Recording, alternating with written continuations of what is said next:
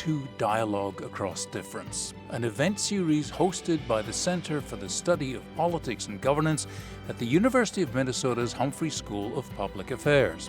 Join us as Center Director Larry Jacobs and guests engage in conversations across the political and policy spectrum on issues of the day.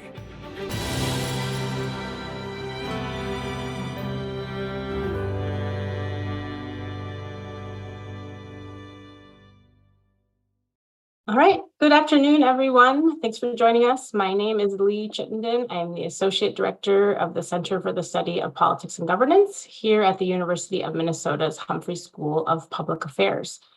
Before we begin today, I want to invite you to participate in today's event. As you can see on the slide here, there is a Q&A button at the bottom of the screen.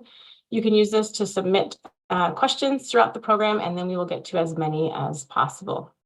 We also have live captioning available, and to turn that on, you click on the closed caption button there on the bottom of the toolbar there, and you'll get a live caption for the event. The center has some exciting events coming up here in April that are part of our 2024 election series. On April 22nd, we have an event in our Nakasaka Dialogue series with former U.S. Senator Rob Portman. Senator Portman will be discussing his approach to achieving bipartisan success. You can join us virtually for that or in person here at the Humphrey School. And then on April 29th, we have prominent political consultant and pollster Anna Greenberg joining us for a discussion on the power of women voters in the 2024 elections. This event will also be available both virtually and in person here at the Humphrey School. So we hope you can join us for both of those events. And turning to today's event, many Americans are on fire about the stakes in the upcoming 2024 elections. But what about those in the other America that are not that interested? Who are they and why are they sitting out elections? To talk us through that, we've got Taylor Carlson, who will moderate today's conversation. She is an associate professor in the political science department at Washington University in St. Louis. She studies political communication and political psychology in American politics. Her research focuses on understanding the content and consequences of interpersonal political communication. Taylor, I will turn it over to you. Thank you, Lee, and thank all of you for joining us for today's program. Why are so many Americans uninterested in politics? We are joined by two terrific guests today. Yanna Krupnikov is a professor of communication and media at the University of Michigan. Her work focuses on political communication. Her most recent research considers differences in attention to the news and differences in political expression, both on and off social media platforms. And we are joined by Markus Prior, who's a professor of politics and public affairs at Princeton University. His research has examined how people learn about politics, the role of media in politics, the measurement of news audiences, and the impact and origins of political interest. Let's get started. To start off, I was hoping that Markus and Yanna could tell us a little bit about the landscape of interest in politics in the United States. So I'm hoping that they can share with us some insights on whether we have seen people becoming more or less interested in politics over time, or if this is a relatively stable trait. And I'm wondering if I can initially pitch that over to Markus, because I think this speaks to some of his earlier work on the topic. And then I have a follow-up question for Yanna coming up.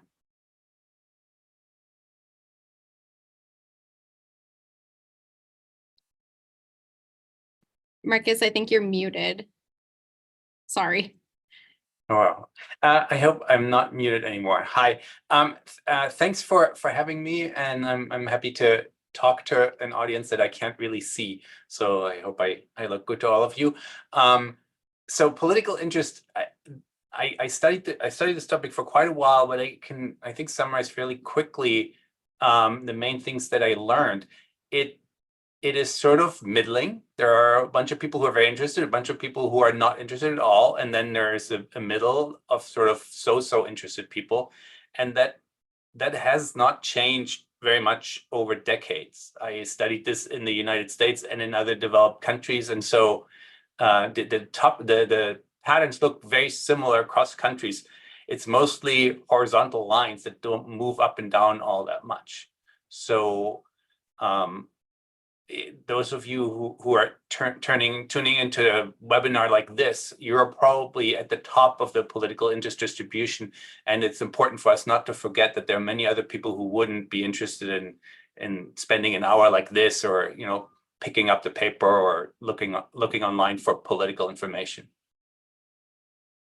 Thank you. So that's interesting to think about this as a relatively flat relationship over time that's been fairly stable. It seems like a lot of the discourse these days leads us to think that this is something that has changed and that we're now in this moment of crisis. And so it's interesting to see that the data doesn't necessarily align with this expectation. So Yanna, my follow-up question is, I was wondering if you could kind of shed a little bit of light on what things look like, you know, right now or within the past couple of years, kind of building on your book, The Other Divide, and tell us a little bit about, you know, kind of add a little bit more color to this. We've got a relatively stable trend over time that Markus was telling us about, but what are people on fire about today, or that bulk of the distribution that's less interested in politics?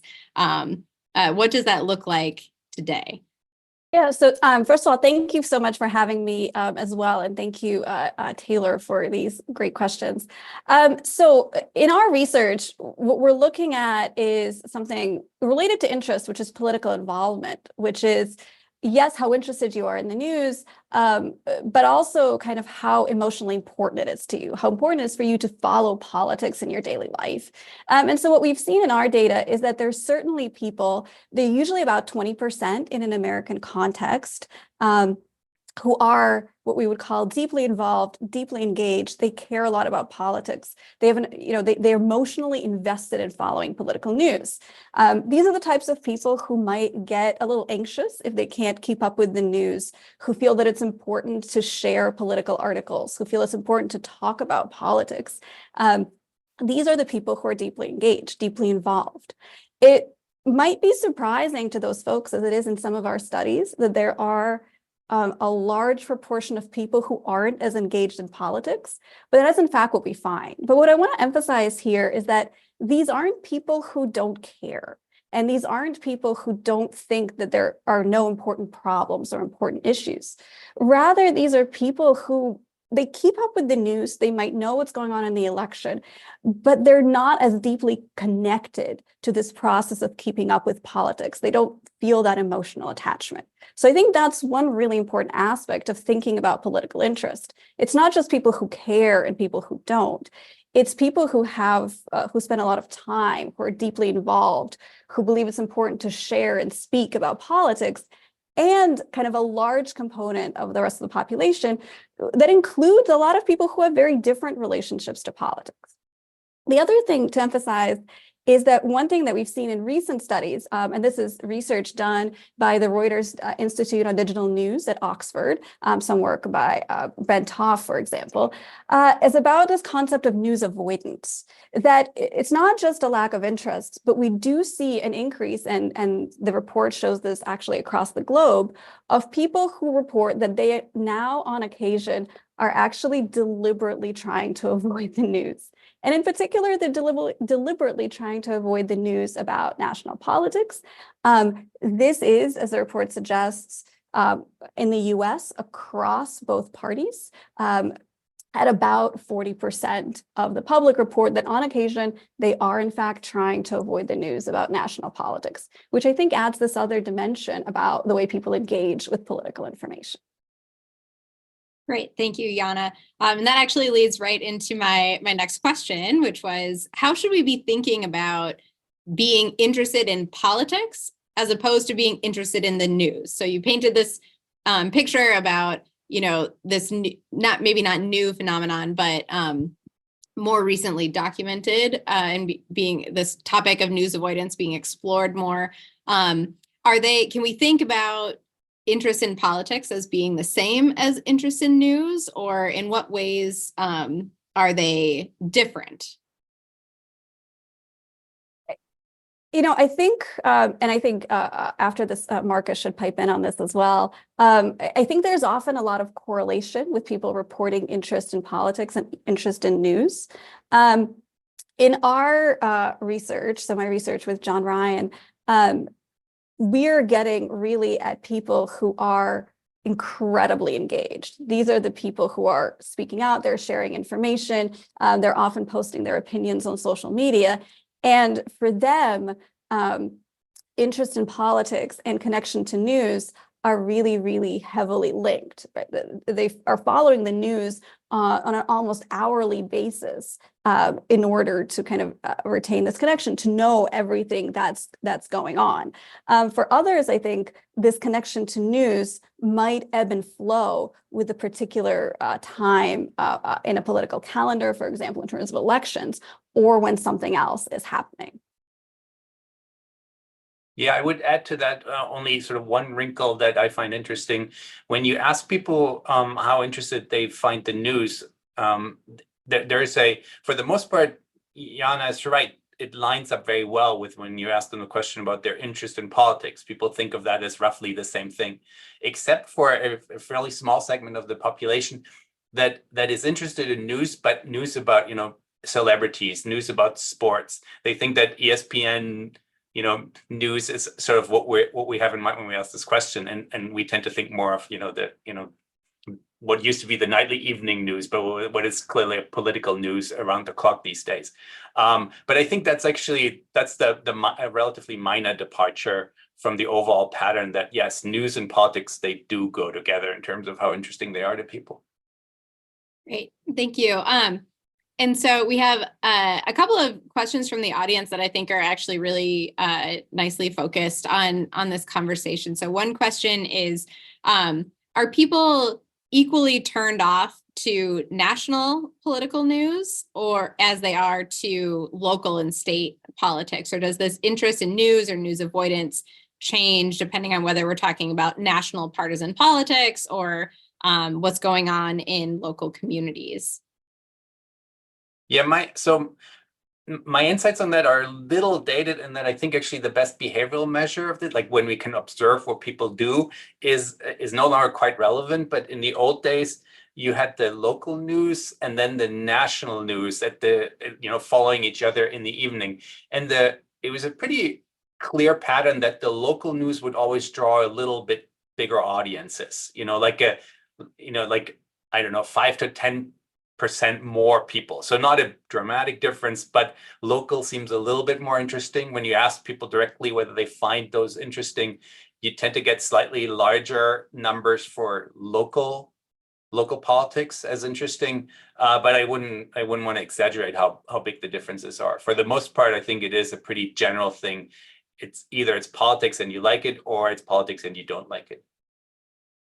So in anticipation of this webinar, I had looked up the Reuters Digital Institute 2023 report on news avoidance, and it reflects basically what Marcus is saying. On the question of have you ever deliberately tried to avoid the news, about 43% of the respondents in their study in the US say that they have deliberately tried to avoid national political news. Now that compares to about 9% who report that they have deliberately tried to avoid local news. So again, suggests some drop off from national to local, though again, I think a lot of it has to do with just a general orientation to politics. And thank you. And I think, we hear a lot of talk these days too about the overall nationalization of politics and nationalization of news and things like that. So I think it's interesting to think about that in this context. This is building a bit on some questions from the audience too. We're seeing a couple of questions come in about the types of people who are interested in politics. So things like is interest in politics and interest in news correlated with things like age, gender? Like if we're thinking about this distribution of maybe mostly the people who are here in this webinar with us today, like what are the demographic characteristics of the types of people who tend to be most interested in politics? And maybe, and as a small follow-up too, if I may, how has that shifted over time, even if overall interest has remained stable? Is it the same groups of people that are interested in politics over time? So age is among the demographic factors, age is the big one, that older people are more interested in the news. And it seems to be actually not just that we are like, as you get older, you get more and more interested, but rather that young people are not particularly interested. And by early adulthood, by sort of in people's mid-20s, they usually are they reach a fairly steady level of political interest. After that, it doesn't change all that much anymore. So if you're not interested by age 25 or 30, you're probably not going to get more interest over time. But that pattern, that early, the sort of the adolescence and young adulthood as relatively low on political interest still, that would explain why we tend to see such higher participation rates among older people. And I think, again, flipping it is a better way of putting it. Young people are just disproportionately unlikely to participate in politics. So in our research, the measure we're looking is what I like to describe almost beyond interest. It's sort of a sense of really deep involvement. You're constantly following politics. You're talking about it a lot. There we see that one of the greatest predictors there, one of the greatest correlates there, I should say, is income and education. So people who are wealthier tend to be really deeply involved in politics. They tend to be the ones who are most likely sharing political news stories and so forth, and the same with levels of education as well. Great, thank you. So Taylor, can I say one more thing on this? Oh, yes, please do. I think this actually, it's a really good question about the like sort of who are the people who are interested, and are they particularly from one, type of American or one type of citizen? And the fact that demographics for the most part actually are not particularly strongly related to political interest, I think that's fairly reassuring. It's like, it really isn't that being interested in participating is only a reflection of maybe being wealthy, being like in a position, being educated, being in a position to sort of feel like, oh, I'm competent and I can participate. You really get interest from all kinds of different demographics, and there's not too much good news in American politics these days, but I think that one is still that makes me feel relatively comfortable. That you get sort of a fairly broad cross-section of people who decide that they find this interesting and then participate. Thank you. I'm so glad you chimed back in. Yeah, and to that end, if you all want to go back and forth more than once on any question, you're welcome to.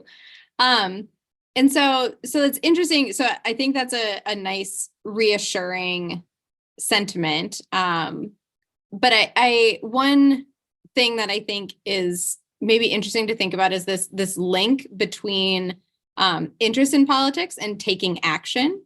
And so to what extent are interest in politics and political participation broadly defined linked? And to what extent,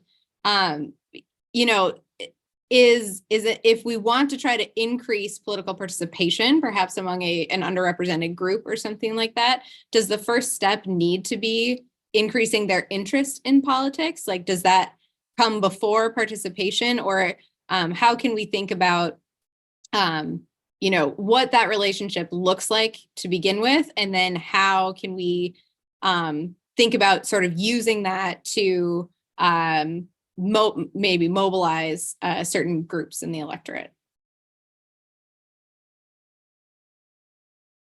Sorry, there's a lot in that question. I'm summarizing across a couple of questions in the chat. I see in the chat the word correlation, and that means we have a highly educated audience here. So I think for the question, Taylor, that you're asking, this difference between correlation and causation is one of is just so tricky. So we know for a fact that the association between interest and then behaviors that like reflect engagement with politics, like going to vote or turning on the news or following the news, those are very strong correlations. But it's much harder to say, how did this start? How did the chicken and egg And so I think with a sort of a modest degree of confidence, I would say that it can go in both directions. For me, it's much more natural to think I'm interested in something, and as a result of that, I then pursue that. I do stuff that it sort of engages my interest. But you could also think of the reverse. Like an example would be that you might end up going to the polls because somebody else says like, hey, it's election day. Can you just come along with me? And you might not be so interested yourself. And then you observe the political process and maybe get involved in some political conversations and are like, oh, actually, it's a little more interesting than I thought. Yeah, so to echo, I think a lot of it is correlations. It's sort of, I think, difficult to create a way of essentially randomly assigning political interest and seeing basically what's going to happen. I think another thing to think about, though, here is what type of participation are we talking about? Are we talking about something like voter turnout? Are we talking about something that is essentially more public and more expressive, like sharing signs or sharing your opinions or even kind of speaking up in a group? And I think those are going to have different barriers to entry, I should say, in terms of getting people to engage. What we find in our research is for a lot of people who aren't as deeply involved, they find politics incredibly frightening, almost in some sense, and very anxiety provoking. There's, for example, an article by Toffen Nielsen that says that one of the reasons people avoid political news is anxiety. And I should plug an excellent book by our moderator, Dr. Taylor Carlson, and co-author Jamie Settle, What Goes Without Saying, that suggests that people are sort of really nervous of engaging in political expression. So I think when we have these other forms of political participation, which are really important as well, their interest might not be enough even as a correlate. People might be really interested in politics, really care about something, really worry about something, but feel anxious just to speak up or enter a political space. Thank you. You're far too kind. That's a great answer, and I think leads to a question that came up a little while ago, but I think we can kind of pivot back to it now, which is thinking about what is it that leads people to be uninterested in politics. So if sparking interest is something that's going to be more challenging, what are the things that are really turning people off? And this might return a little bit to your earlier book with Samara Klar, Yanna.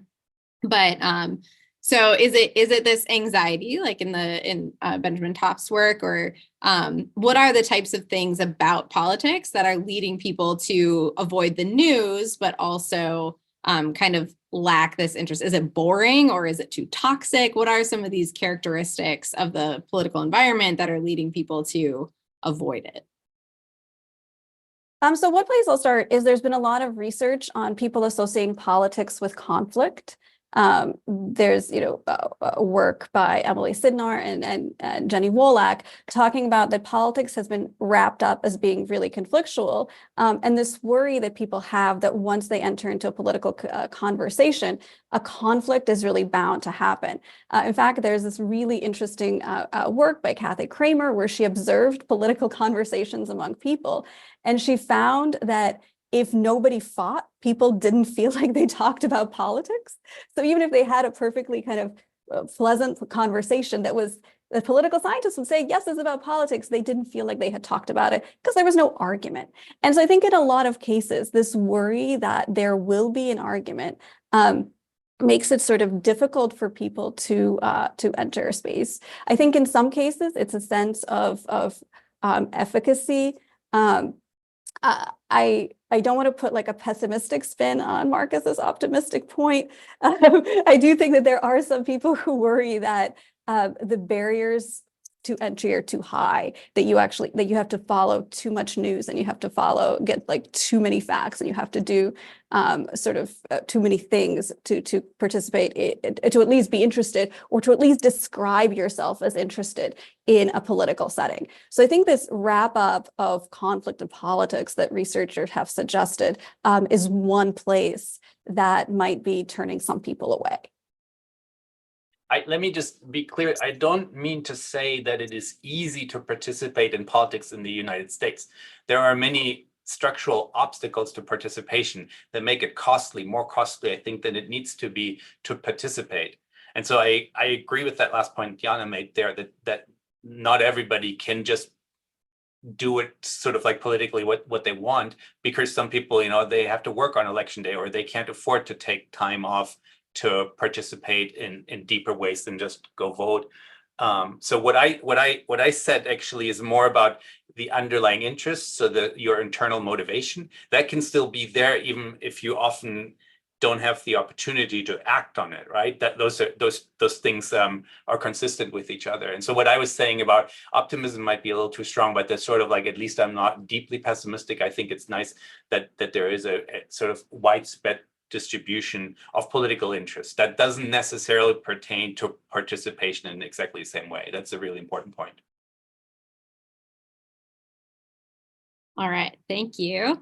So I think a related question to this conversation about, the types of people who are interested or uninterested in politics, and kind of what their motivations might be, is thinking a little bit beyond just the standard demographics that we might be interested in the United States, and thinking a little bit more about life experiences. And one thing that some people in the chat, and I would also be interested in your thoughts on, are things like socialization. So is like the experience, for example, of being a parent, something that puts a lot of too much the demands on your time are too high, that when you're the age at which you're parenting children and things like that, you can't keep up with politics. You aren't able to prioritize it, or you're early in your career, things like that.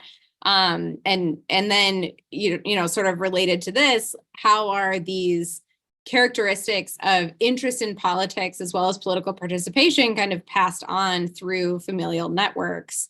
And what does that kind of look like? And thinking about, so one, these life experiences that might shape interest in politics and dedication to the news. And I'll leave it at that. Yeah, I'll take the parents if I may. Chris, in my research, that was one of the most interesting elements of how socialization happens and how political interest can actually change. It's generally, as I said, it's generally very hard to change it, but not so much among kids. And if you remember how you started out, at some point you had to actually first learn, what does this word even mean? What does politics mean? It's kind of hard to be interested in something when you don't know the domain yet. So there is this fairly short period where young people might become interested, or they might not, and parents really are quite important there. At the risk of geeking out here for a second, there are these studies, they're called household studies, and they interview every member of the household above a certain age, and so you get extra permission to actually speak to kids for this, because I think it's very important to not just start with adults, not just start with 18 and older. You really want to understand what happens in childhood as well. And so some of these studies, they do this repeatedly over time, and so you can follow entire households over time for decades. And so you use those data to try to understand the dynamics of what happens at a young age. And so the best way to get interested is to have politically interested parents. And that sounds almost too obvious. And then it gets interesting when the parents don't quite agree.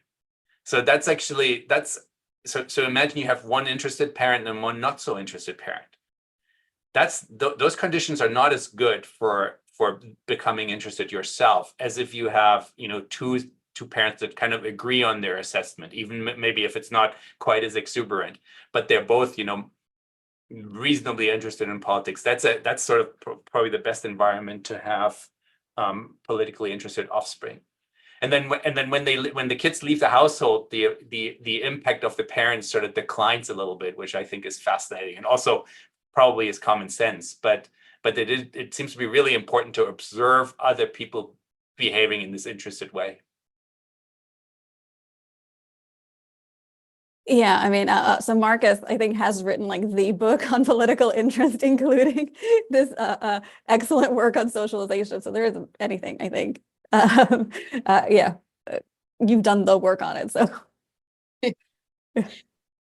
Great. Well, thank you for walking us through some of that.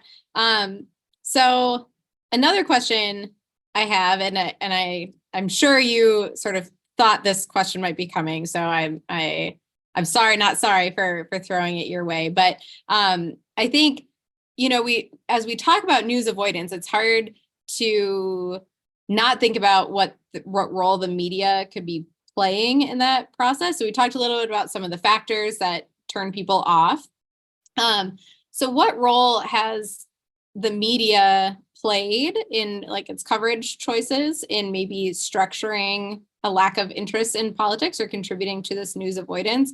Or if you want to dodge that a little bit because it's hard to think about, I don't know, maybe this is easier or harder, but thinking about the role social media has played in, you know, how we are exposed to information, the types of news that we're exposed to online, and does that, you know, exacerbate these things that turn people off from politics, or does it actually draw people in who might otherwise be not exposed to politics and they're sort of accidentally or inadvertently exposed to this content? And how do we think about this changing information ecosystem and sort of changes to the media environment and how that might contribute to interest in politics, acknowledging that it might actually be stable over time. So maybe it doesn't matter.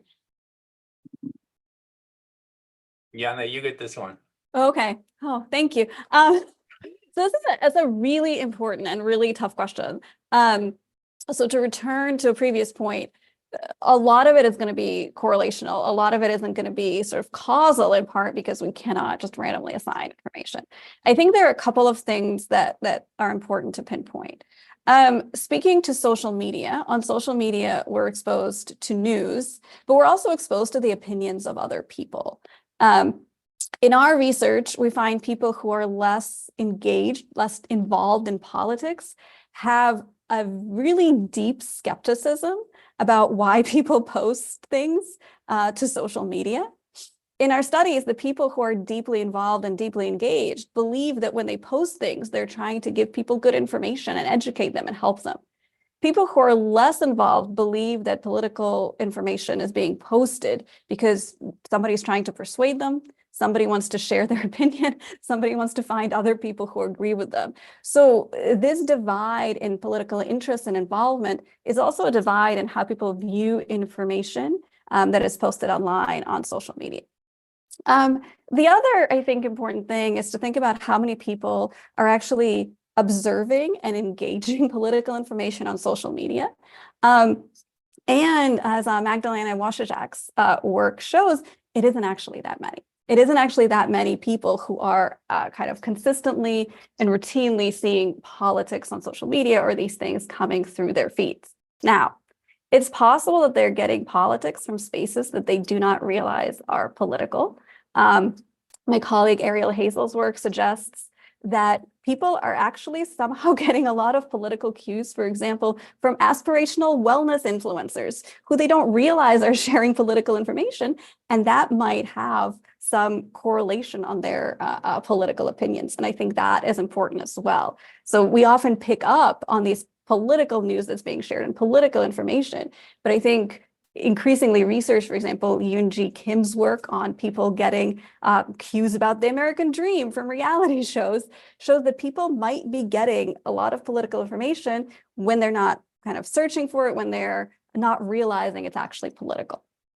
Speaking to mainstream media and speaking to journalists, I think one place to think about what the news landscape looks like and what it does for political interest is to start with Nikki Usher's book called News for the Rich, White, and Blue, in which they look through essentially networks of journalists. And they find really that journalists are embedded in these networks, and they're mostly in a way responding and covering things that somebody else has found important, which means that news is often created by and for people who are most politically involved. News is shaped by the fact that some people, those who are most politically engaged, most politically involved, are most likely to, let's say, communicate with journalists, send their views to journalists, and then the journalists themselves are replicating these networks. So I think that book is kind of an excellent place to think about the production of journalism as it relates to political interest. Just to maybe explain why this is a really hard question and why I don't really know quite what I think about the empirical evidence on this. If you wanted the news to get people to be more interested, you'd have to first get people who are not particularly interested to pay attention to the news. But why would they do that? If they have other things that they find more interesting, why would they take the time to expose themselves to the news in the first place? And so these kind of indirect, or we call them sometimes incidental or accidental exposures to politics or news that Yanna is talking about, they might be really important. They're also really hard to study because they're incidental. So you might not even know that this happened to you, and that, oh, you actually were watching some entertainment programming, or you were on social media on something that didn't seem political, and then you were exposed to something about politics in this way. And then we ask you about it later, you might have forgotten. So it's just a very hard thing to really get an empirical grip on. Yeah, and so to emphasize that, I think, right, it's so incredibly hard, which is what makes, to plug again, Yoonji Kim's work so kind of amazing in a way, in that she did randomly show people these reality shows and immediately see kind of how their political opinions changed after viewing this thing that we, as political scientists, would not in a second classify as being political at all. But yeah, I think that's a really important point from Markus, that it's so hard to study, which is why it's difficult to then say, well, if the journalists only did this thing, everything would be great. Great, thank you. I can't quite tell if the tone of our conversation today has become more or less optimistic over time, but I'm gonna lead us to some maybe pessimistic questions, but I don't know what your answers are gonna be. So I think related to this conversation about like what can media do, or what are these things that turn people off? What is the relationship between interest and news avoidance? All of these characteristics. I think there are two other factors that I think we haven't really touched on too much yet, and that's trust in media, which we know like empirically has been on the decline over the past couple of years. And I know there's a lot of scholarship in this space. And so I'm wondering if you can kind of shed a little bit of light on what is this relationship between interest in politics / news, if we're thinking about them synonymously, and having trust in media, and how is that then also related to trust in government? And is this trust component, when we know we have these disinformation campaigns happening online, we know we have media bias across all platforms, on and offline, and just thinking about what are these characteristics that lead people to distrust media, and how does that shape their interest in politics?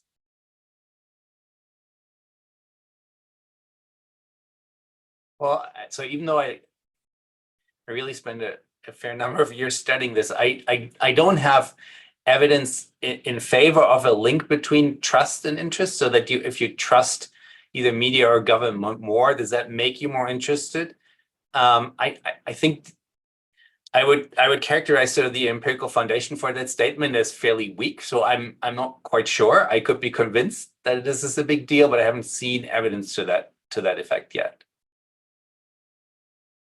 It seems like an obvious proposition, right? And it follows a little bit the public discourse that there is the mainstream media and maybe a slightly left leftward tilt in the mainstream media, and then therefore, if you find yourself disagreeing with the sort of left of center view of politics, you might be like, well, I can't trust these guys, or I don't find these guys particularly interested in the way they talk about politics.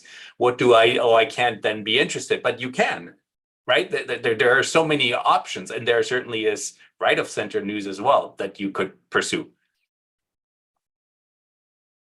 Yeah, I mean, I think kind of the media environment becoming more fractured, which means that we have many more options, and does kind of cut at this potential relationship again between trust and the news. You have so many choices if you don't trust the mainstream news. Great, thank you.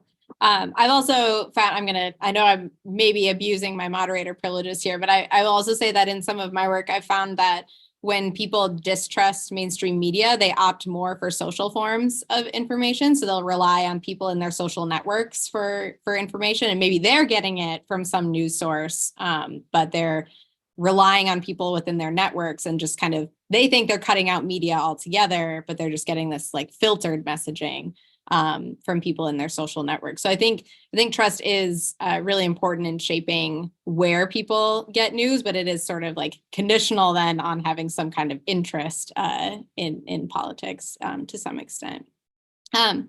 So as we're turning toward the downslope on our conversation today, I wanted to zoom out a little bit and think about some of the bigger picture implications about what's at stake here. Not that we haven't talked about that yet today, but I wanted to think about whether it is sort of normatively good or bad to increase interest in politics. So what are the trade-offs of having a public that is super interested in politics? We're seeing a lot of conversation in the chat where, people are saying it's so important to teach civic skills and like get people voting. And I think there are a lot of people who think that way. But is there a point at which, too much interest is a bad thing? And we can all use different yardsticks for considering what is good and bad, a good and bad way to engage in politics. So what's at stake if we do not have a particularly interested public?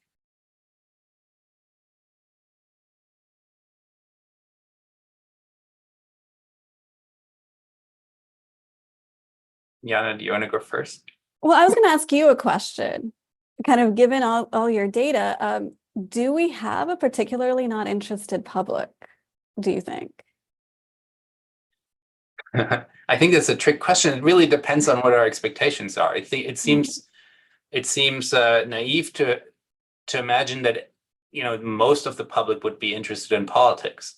Why would that be the case? And also, would it be a bad thing if not everybody is interested, or is it a bad thing that not everybody is so interested?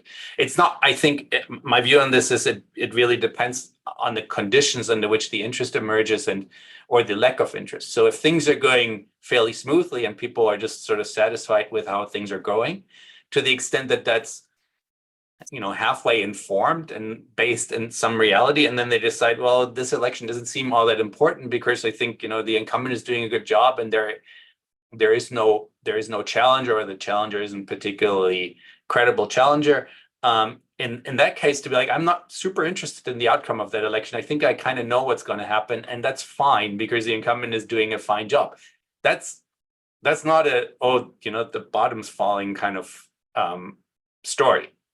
At the same time, you can imagine extremely high turnout when things are really chaotic and in crisis, and so then high turnout or high interest would not necessarily be a sign that everything is in great shape.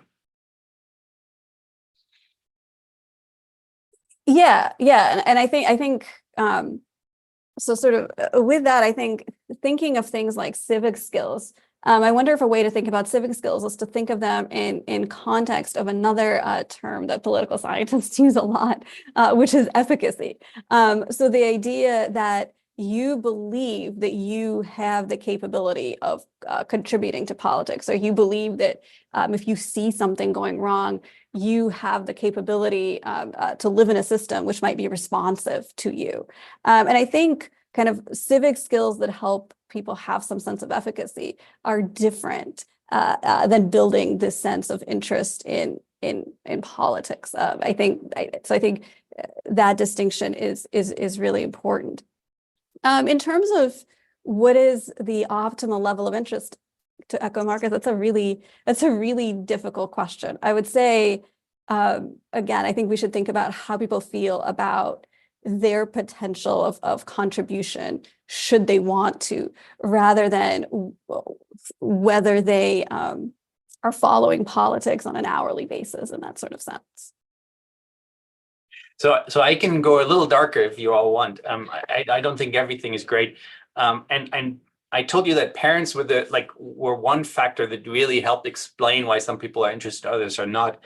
The second biggest one, or the second big one, it might actually be bigger than parents even, is people's level of partisanship. To what extent do they identify with the party, think of themselves as, a supporter of a party? And so a really surefire way to get people more interested is to make them more partisan. And so that's not really saying anything about what's the optimal level of interest, but it's saying, well, if you're finding yourself listening to this, wishing that, we had a little more interest in the population, well, you could get that, but you might then also have an even more partisan electorate. And so do you want to take that deal, or are you actually okay with having a little bit less partisanship and then also a little bit less political interest? The empirical pattern that those two things are kind of linked in a trade-off is pretty clear to me. Yeah. So to add kind of to the partisanship component there, in our research of people who are really highly engaged, they're also much more affectively polarized. So they actually fairly strongly dislike the other party. So again, right, these things, partisanship and polarization and political engagement, are really sort of, in a way, heavily connected, which again affects how we think about interest within the electorate.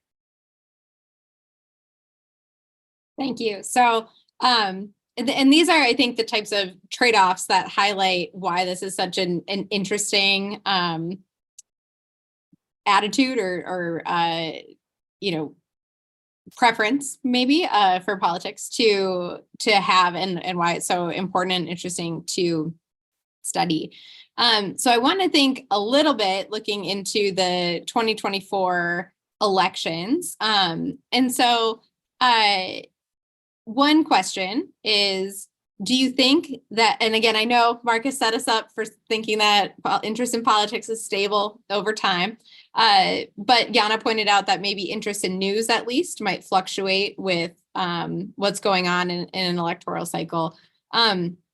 So thinking about 2024, do you think that people are more interested in politics now than they were in 2020 when we had record high voter turnout and participation?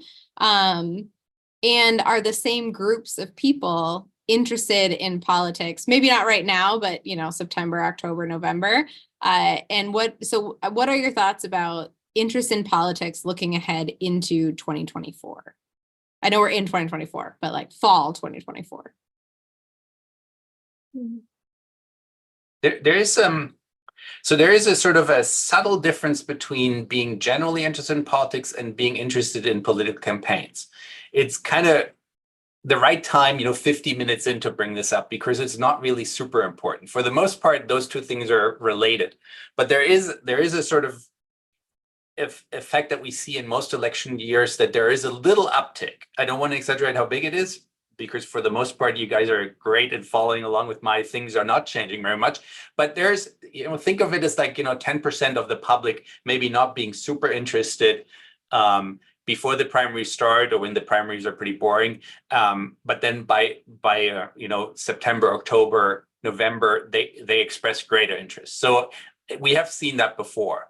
And we also have seen sort of some increase in this general interest, but we're talking about sort of single-digit percentage point increases, and not every election. So 1980 election when Reagan was elected, that was one where you can actually see a little bit of an uptick in political interest.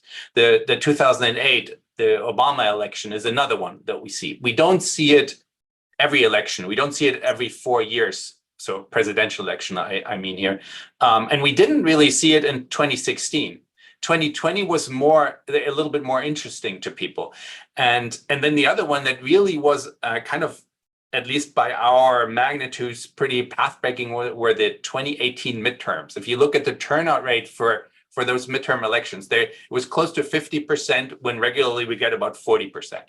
And so in my book, that is a very, very dramatic increase. The question that is interesting there is, were people more interested in 2018, or did they just think the stakes were higher? And therefore, they participated without necessarily changing their interest all that much. I could see something like that happening again in 2024.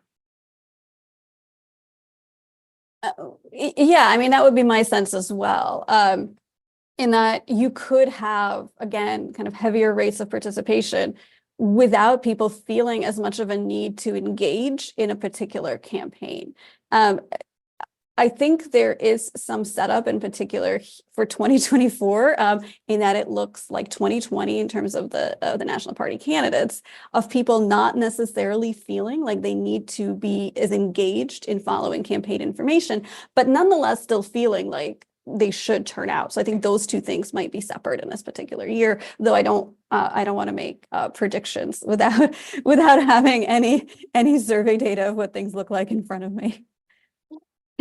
Thank you. I realize I, kind of threw a curveball at you with questions that you might not have the empirical evidence to support your answers to. But thank you for playing along. And I think related to this, I'm going to ask you to speculate a little bit more again. So what are some things that you think the candidates are doing well to try to draw in uninterested voters, if anything? Or maybe the easier question is, what are some things that they're doing that might be pushing people away? And is there a point where we talked about this uptick in general, but are there some groups that even as the election approaches, they deactivate their Facebook because they don't want to be inundated with political content, or they are just so sick of it that they're going to avoid the news even more as the election approaches because they know the type of coverage they're going to see, and they're just going to they're not even going to watch ESPN because they can't escape the election. So are there actions that politicians and media are taking throughout this campaign cycle that you think is really turning people off or drawing people in successfully? I don't have a great answer, but my sense is that actually the policy stakes, so fairly dramatic plans or actually plans with some credible behavior in recent history might be more motivating than any kind of the guy is an engaging speaker or something like that. So I'm thinking in particular that the recent changes in abortion policy in many states, and then the chances to vote on that in the fall in some states that have referenda on the ballot, that I would probably put that as an expectation for potentially a pretty motivating factor for left of center folks in particular. I think, again, kind of returning to these questions of social media, it often becomes sort of difficult to separate the actual candidate or the actual party and the actual platform from people who might sort of speak about that particular party or about that particular candidate. In political science, this would be the principal agent problem, where you have somebody who's the candidate, who's the principal, but you have all these quote unquote agents who the principal might not have picked, right? They might, the candidate hasn't picked every single person who's talking about the election, hasn't said to every single person, you please post about the election, post your thoughts about why everyone should support me. And I think sometimes it's difficult for people who are especially disengaged to separate the supporter who's constantly talking about the candidate from the candidate themselves, and to separate the news article and the actual reporting from the person who has shared this article with their opinion. And I think that more complicated media and information environment where you're receiving inputs, not just from the candidate, but from people who the candidate might never have hoped would speak about them or share their thoughts about them. I think for people who are especially avoidant of politics and especially nervous about politics, it's that sort of information sharing that might make them most likely to avoid these informational environments. And so in this case, in some cases, it might not be anything the media or the candidate is doing, but it's really the ability to share in a social media platform. Thank you. Yeah, and I think related to some comments in the chat, I think a lot of what you're highlighting here about sort of this trickle down effect, essentially, where it might not be the candidate, but the way that the candidate's supporters are behaving and acting. And we see that on social media in a totally new scale, not new, but newer scale with the possibilities here. But I suspect that this could also happen in our face-to-face networks as well, right? Or even seeing news coverage of, and I think this is building on one of your papers about affective polarization, Yanna, and thinking about how media coverage of the ideologically extreme, politically engaged portion of the public can sort of overly contribute to some of these attitudes and the perceptions that we have about partisans compared to the modal or typical out partisan. So we have just a couple of minutes left, and I wanted to kind of end with a totally lame question to you both, but I wanted to just sort of open the floor if Yanna or Markus, if you had any kind of concluding thoughts on, what are the biggest puzzles that we still don't know when it comes to interest in politics, or your 2-minute reflections on our conversation today. So I as I said, I've been thinking about this for a while, and I end up kind of like stumbling at one particular point when I think about this from a very sort of like with like a big prism and from sort of the big picture. And I call it the vanilla problem, which is like, why do some of us like vanilla ice cream and others like chocolate? Is political interest like that? Is it just like I'm getting a kick out of it, or I'm not? Or is politics is the interest component of it? Not all of politics obviously is different than eating ice cream, but I find this interesting, I find this gratifying. Is politics there different from the other domains in our lives? And I just revealed my culinary preferences here. You probably all have things that you find just deeply interesting. And is it more or less an accident of personality or something like that for some people that's politics and for others it's not? That to me is still a very much an unanswered question, and even whether that's the right way to think about it. I think in doing our research, one of the things that we kept kind of returning to is that there's this sense among people who are deeply engaged and deeply politically involved to feel like the people who are less engaged and less involved are doing something wrong. That there's this disbelief that somebody could not be as engaged and involved in politics. So I think it's often, for us at least in writing the book, it was often to kind of remember and look at the data showing that being less engaged and less involved doesn't mean you don't care. Being less engaged and being less involved doesn't mean you don't think things are important. They're just levels of how much a person can give of their life to a particular area at a given point. So I think thinking about that as we looked at the data was something that we kind of thought about a lot. I actually think, just to follow up quickly, I think it actually would be great if we understood that somebody who's not interested but realizes that the stakes are big still went out and vote. I think that is, I think, a pretty profound point on my wish list for democracy. Yes. Co-sign 100%. Those are great words to on here. So thank you so much to Yanna Krupnikov and Markus Prior for a great conversation today. And thank you all for joining us today. A video recording of this program will be available 1 or 2 days after today at, I don't know if the link is being shared, but z.umn.edu/political interest. This program will also be available in podcast form on all your favorite podcast platforms and can be found by searching Dialogue Across Difference. We recommend subscribing to our podcast so you don't miss any of our event recordings. Thank you so much for joining us today and have a great rest of your week.